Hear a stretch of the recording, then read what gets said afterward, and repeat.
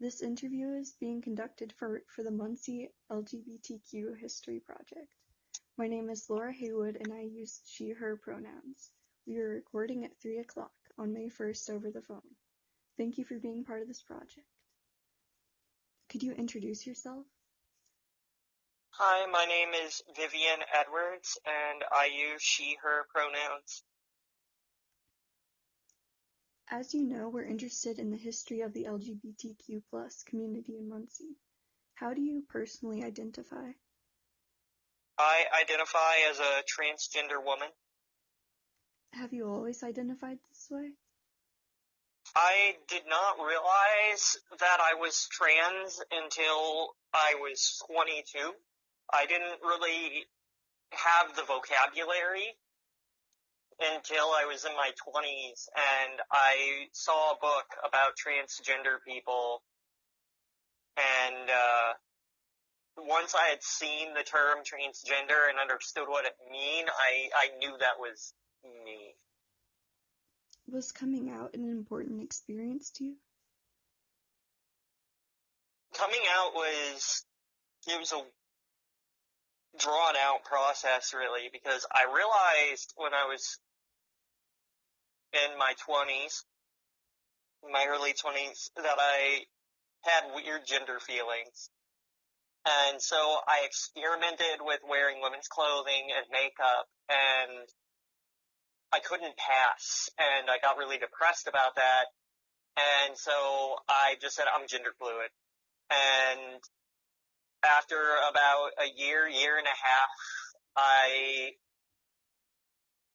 hit this point where I just started wearing women's clothing to class, and when I came back that day, I looked at all my men's clothing, and I couldn't do it. I just could not put on men's clothing anymore. And so from that point on, I came out, and it was, the first question my stepmom asked me was, "Are you gay?" After I told her I was trans. And, at that point, I was forced to come out to my grandparents, because it was basically, you tell your grandparents or we'll tell your grandparents. And so, I don't regret coming out, but it wasn't the best experience. Are you out to everyone in your life? Yes, I am out at work. My name's been legally changed. My boyfriend knows, my parents, my family, everyone knows. Oh, can you tell me more about, your job, what you do? I'm a delivery driver at Jimmy John's right now. I am currently not working that much because of the ongoing pandemic, but I usually work 20, 30 hours a week there while going back to school. Have you ever experienced any discrimination due to your identity? Nothing that I can point to is like a systemic issue in like my job or school, but I've felt extremely uncomfortable on the street sometimes. I've had people shout at me. I get catcalled. I've had people stop in their cars in the middle of the road to try and convince me to get into their vehicle.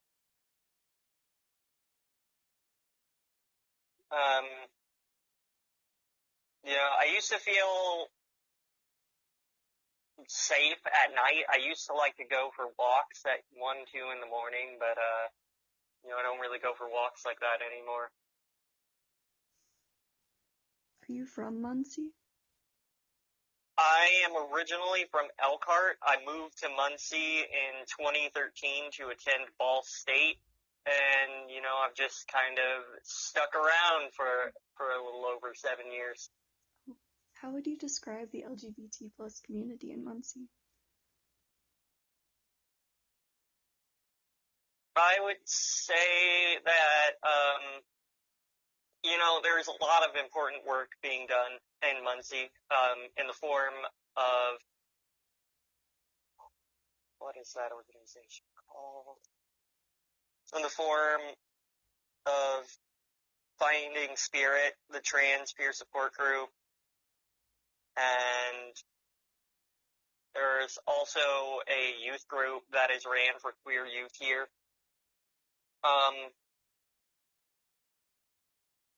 I would say that the queer community here is tight-knit, but a lot of the cultural factors make it difficult to achieve any sort of governmental changes, any sort of major political changes here.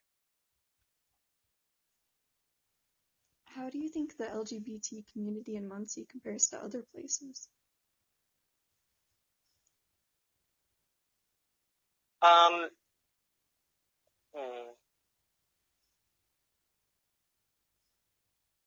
I think if you compare it to something like Indy, it's a lot less visible. If you compare us to somewhere like Indianapolis or Bloomington.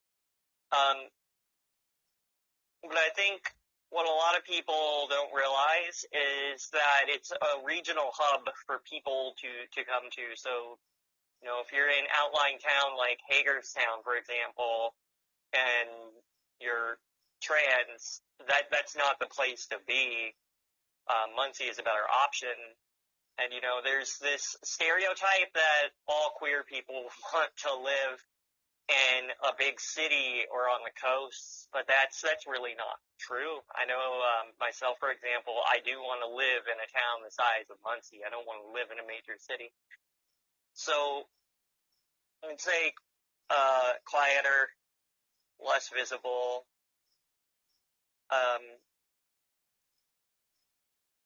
But there's still more of a community here because of people coming from surrounding community.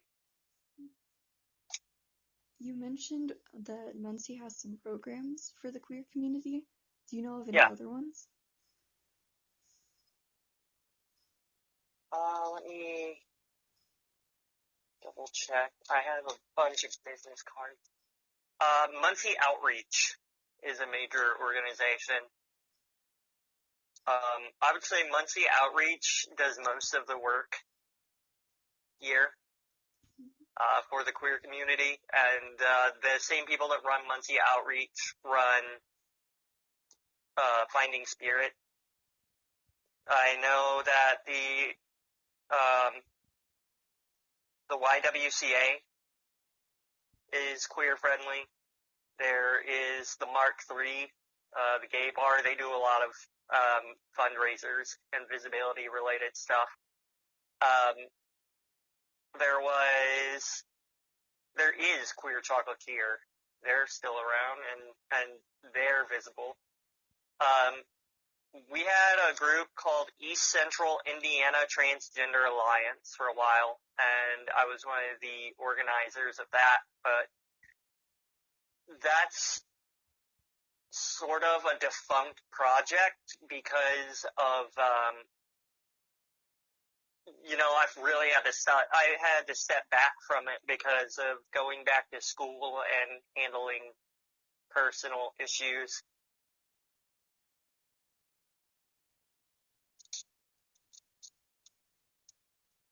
Oh, could you tell me more about your educational background? Yeah, so,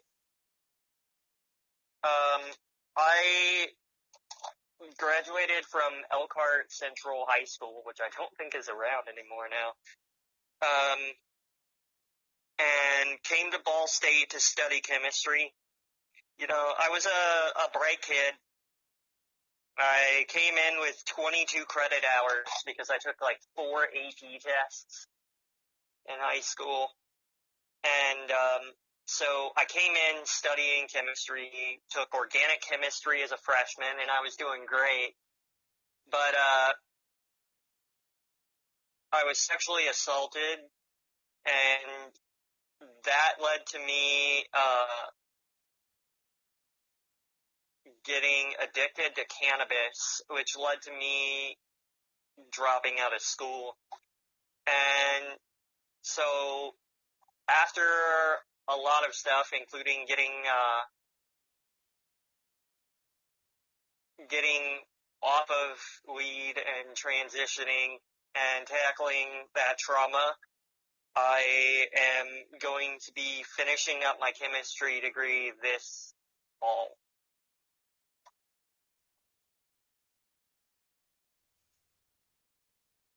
What was school like for you? Did you ever just experience any kind of negativity towards you because of your transitioning or anything like that? I mean, the administration and the professors I worked with were,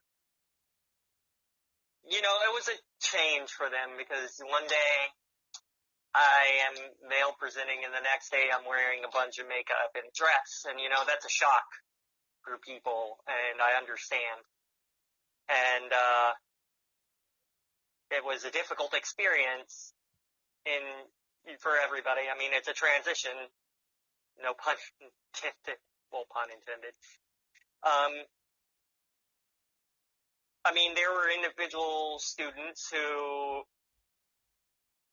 didn't really care for it, but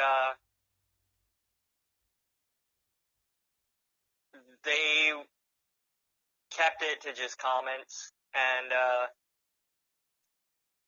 I mean, there were some times where I was stressed out to use the restroom, but at Ball State, I honestly feel safer using the restroom there than anywhere else.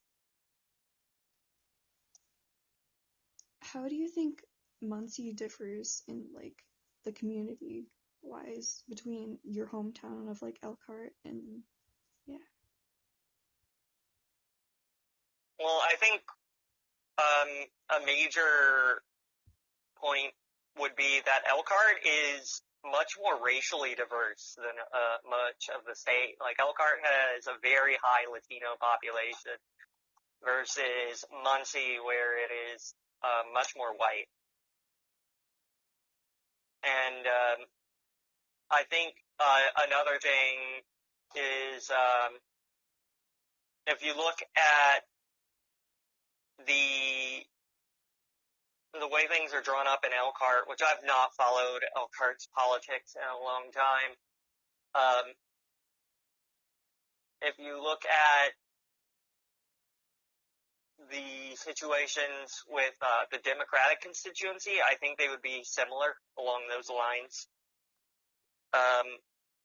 But except for the Latino population in Elkhart. So, I mean, Elkhart's much more diverse, and I think that makes it a tad more progressive. Also, Elkhart still has its factories, and the housing is more expensive there. You can still get a high school degree and work in a factory and make decent money in Elkhart.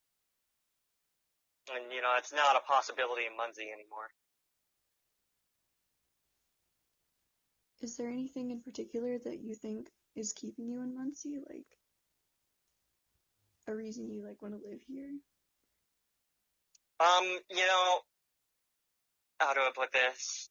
Muncie is a good place for where I am in my life at the moment, but it's not a good place to settle down permanently. The cost of living here is extremely cheap, and my rent is $217. So $600 for a 3-bedroom house, which is fantastic. And that sort of thing for being a college student and someone in their 20s with very little money, it's a very affordable place to live. but, the population decline, um, it's pretty disheartening to watch because, Muncie needs radical changes or it's not going to survive, and I don't know exactly how to go about it, but, there's this massive bedbug problem that we have in the city. The south side is really poor. The east side is starting to go downhill, and it's creeping around the north of the city now. And, there's all this talk about downtown by our politicians, and downtown is fine. Downtown is one of the best parts of the city, but the fact of the matter is everyone is so poor that they can't shop downtown. And so there's all of this serious poverty in Muncie, and it's not being addressed.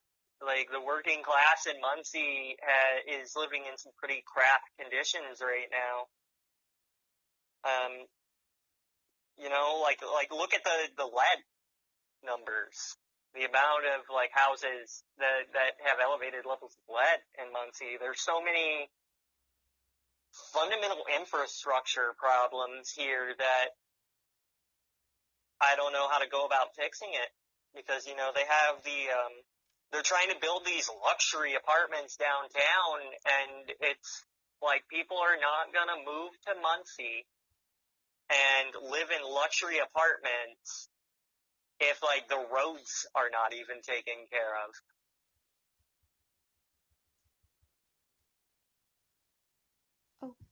of. Going back to your education, sorry about the sudden shift, but, do you know what you want to do whenever you graduate? I've put a lot of thought into that, and despite all that thought, I'm not certain. I am probably going to grad school.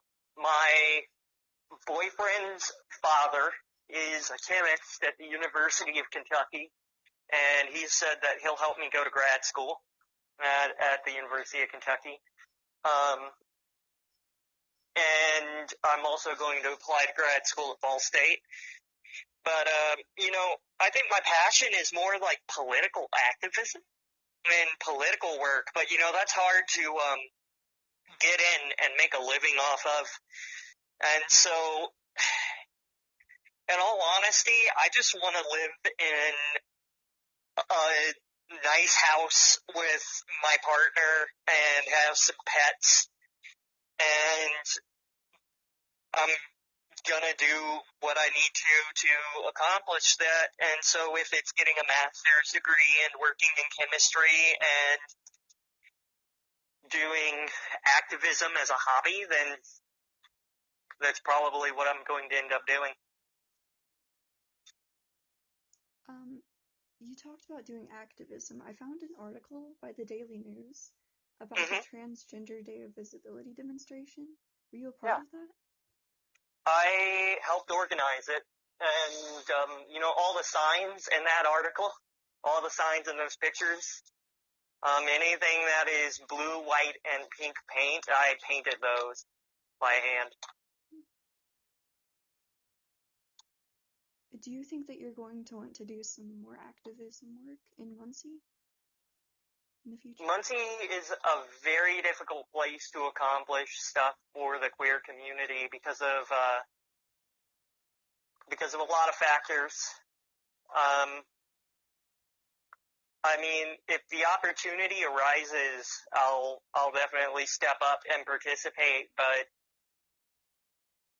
I'm kind of in a period of my life where I need to be focusing on myself, and now is not the time for me to be focusing on others.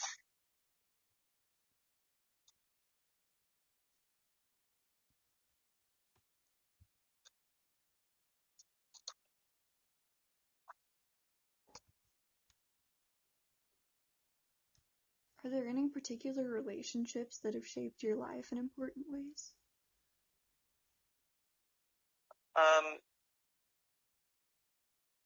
yeah,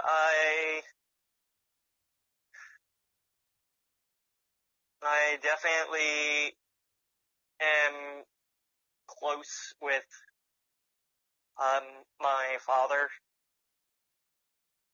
My father and I are really close. It was a big change for him because he's a very masculine man.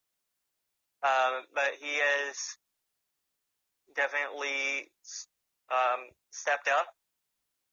And I think another thing that another person that shaped my relationships were this activist named Ralph Wilson, who helped set up Uncoke My Campus, which was the activist organization that I was a part of shortly before I came out. And that was kind of the thing, was activism pushed me to come out, because I kind of hit this point where, I'm mortal. I'm gonna die one day. And so I need to live my life how I want to live my life, and I can't be living my life to make other people happy. And Ralph kind of showed me that, and showed me that I had power and that I could affect change on the world. And so, not only did he help me come to the realization that I was trans by showing me the power that I had, but he influenced me to become a vegan. And I've been a vegan for years now, 2-3 years.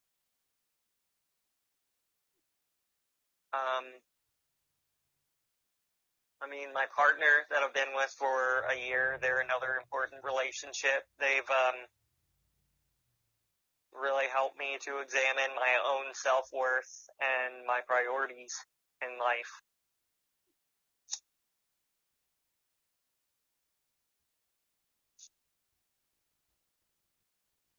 Are there any groups you think that we should look into for this project? I think Finding Spirit is a good group. That is the trans peer support group in Muncie.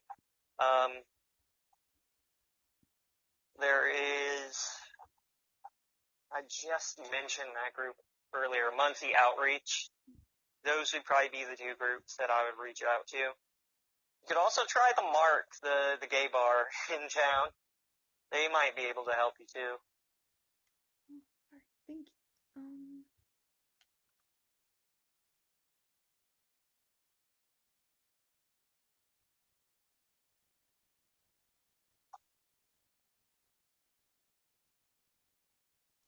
Is there anything you wish Muncie had that it doesn't?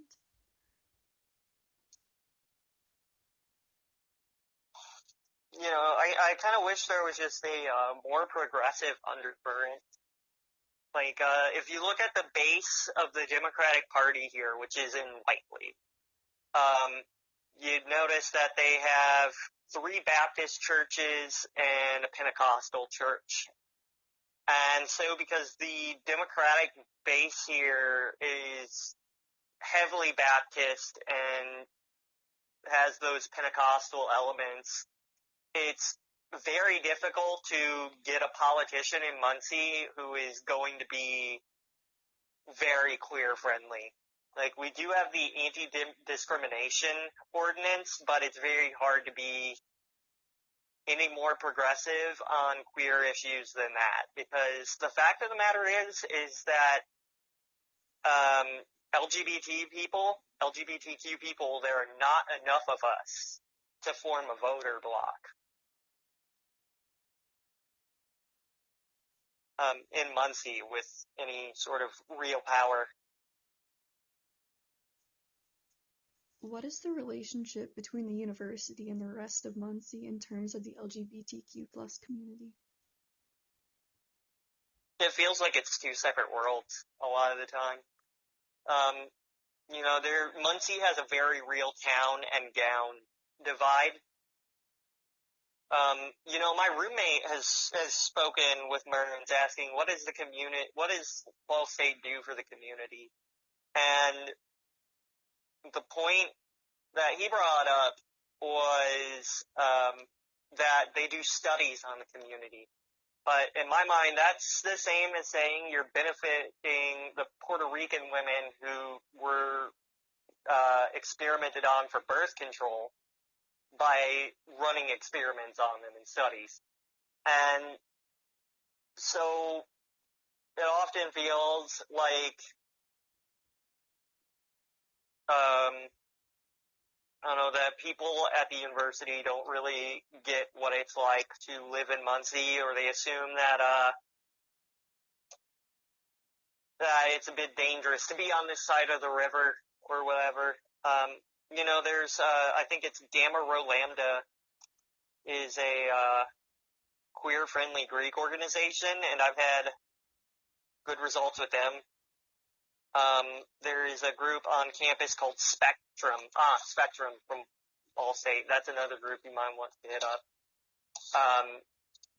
They're very regimented and scheduled, and they do the exact same stuff every year, and it's very delineated and outlined what they're going to do. And, they kind of stay in their bubble, and we kind of stay in ours. I think one of the only things we've ever really crossed over on is doing the transgender clothing drive, but I don't know how long since we did that.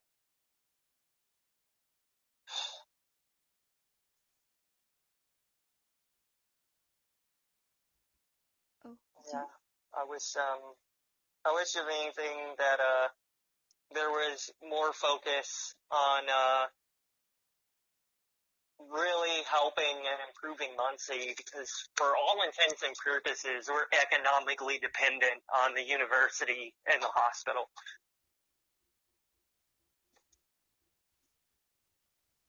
Do you ever go to other cities or places to seek out LGBTQ plus communities or experiences?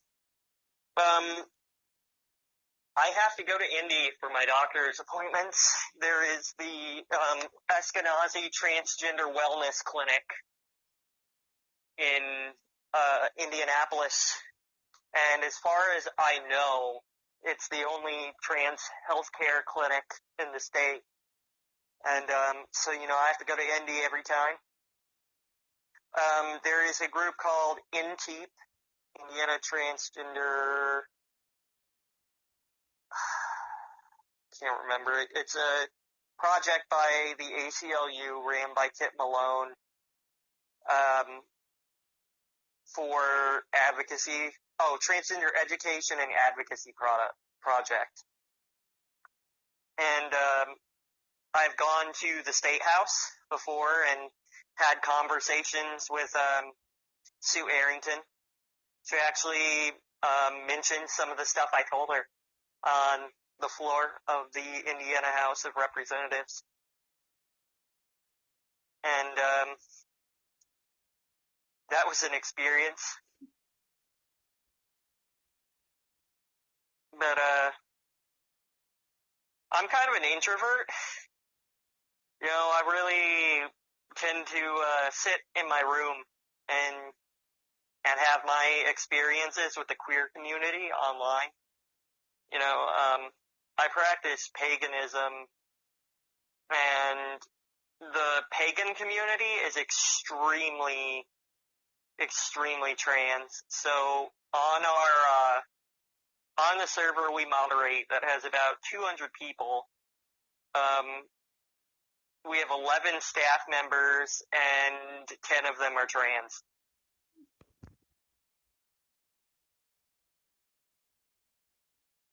So I think that would probably be my biggest like LGBT community kind of event would be my spiritual practice.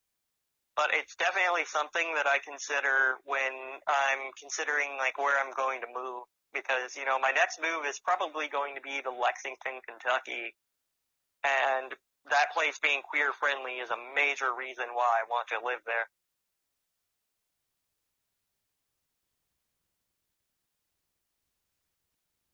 Oh, is there anything we haven't covered that you want to make sure we do?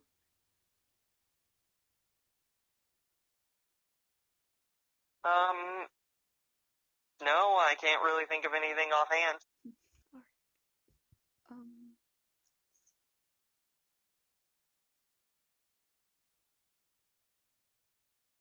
Alrighty, well, I guess I'll pause it for now.